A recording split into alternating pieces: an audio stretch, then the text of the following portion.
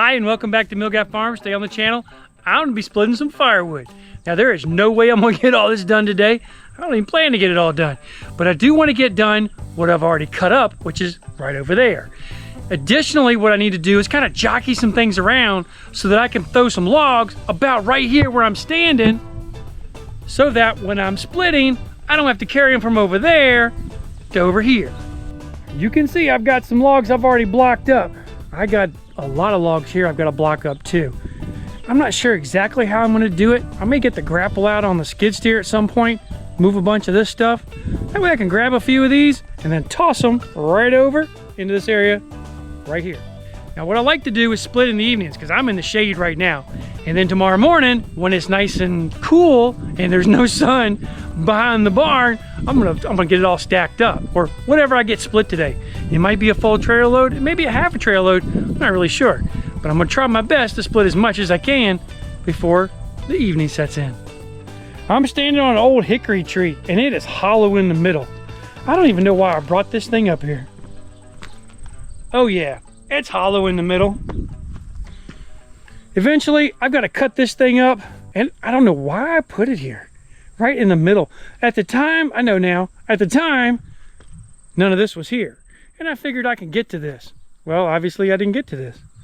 So at some point, I'm gonna have to get this moved so that I can continue splitting my wood for the winter.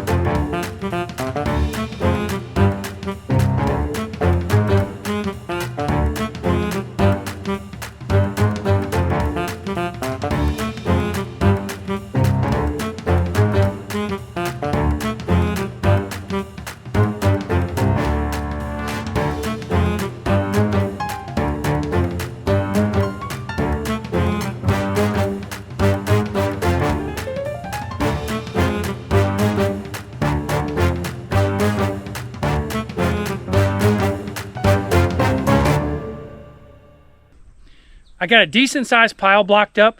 Now it's time to split. But before you're going, I wanted to tell you, I've had some challenges with my splitter. I contacted the manufacturer, which is Eastonmade, and they've asked me some questions about it, and hopefully in this video, I'll be able to answer them.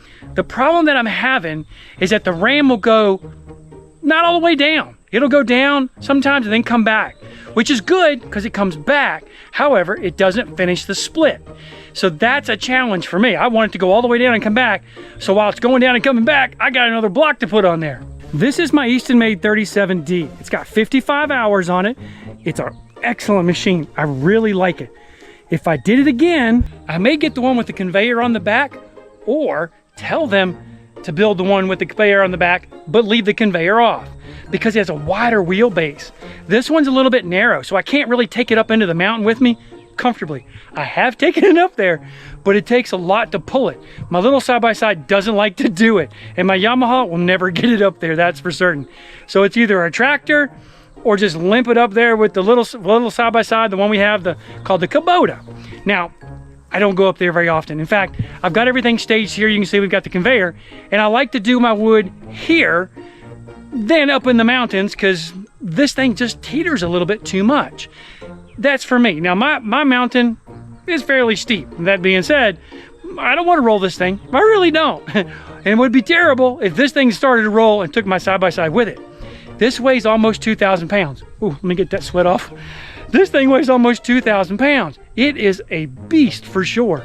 It works like a champ, except the little problem that we're having, but hopefully we're going to be able to identify today and see what they tell us about it. Quick overview. This is a 37D by Eastonmade. That's a Kubota diesel motor.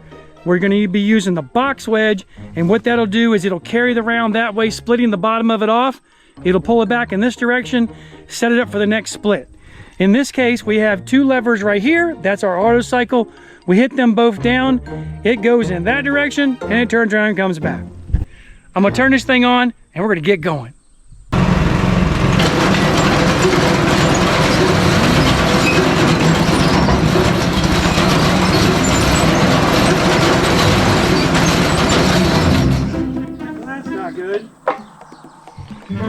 Recently I had a problem with water getting in the tank and in the crankcase, and it's acting like it's having the same kind of problem. So I'm gonna go grab a jug or something and get the gasoline out of it, put some fresh gas in it, and we'll look at that gas at the end to see if there's any water in it. All right, most of the gasoline is out of there. There may not be any water in there, but I really won't be able to tell until it sits for a little bit.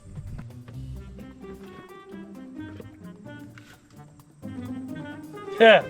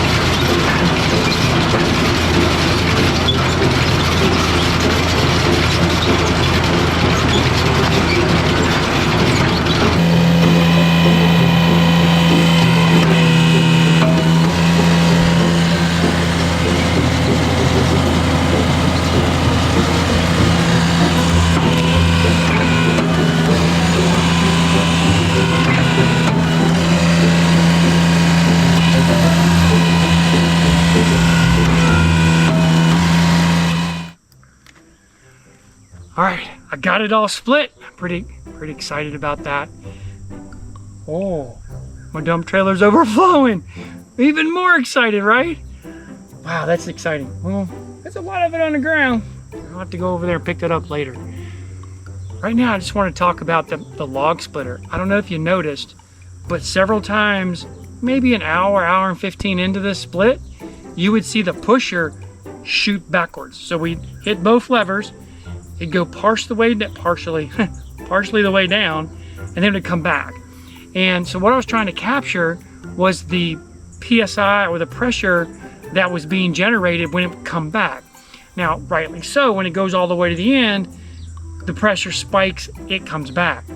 But several times, more than several times, lots of times towards the end of this splitting adventure, it would just randomly come back. And I'm not really sure what's going on with that. By no means am I trying to beat up on Eastonmade. I think they're a great company. They make a wonderful product. Something's going on. I don't know about it. I'm sharing with you what kind of goes on the farm. Some days you have good, easy days. Some days you have some challenging days. This is not typically a challenging day, although there's definitely a problem. I'm not really sure what's causing it. Maybe you do. Hopefully, Eastonmade will take a look at the video and can help me understand what's going on. I don't get it. I completely understand when it goes all the way down and comes back, that makes sense. But this halfway thing, I'm kind of clueless. I do have another issue. There was water in the gasoline again. I'm going to show it to you right now. You can see it right there. This was the first time it happened, which was maybe a week or so ago. And I had to drain all my gasoline out and then come back the next day because I didn't have an extra spark plug. For some reason, my spark plug decided it did not want to work at all. At any rate, I did change all the gasoline out. The next day it started and it worked fine. Now today, this is what we have. Let me set that over there. Now I didn't have as much gas in it. Now let me see if we can get to a clean spot. Look in the bottom. That's water. Now even though there's water in there, it still continued to run, albeit not very well.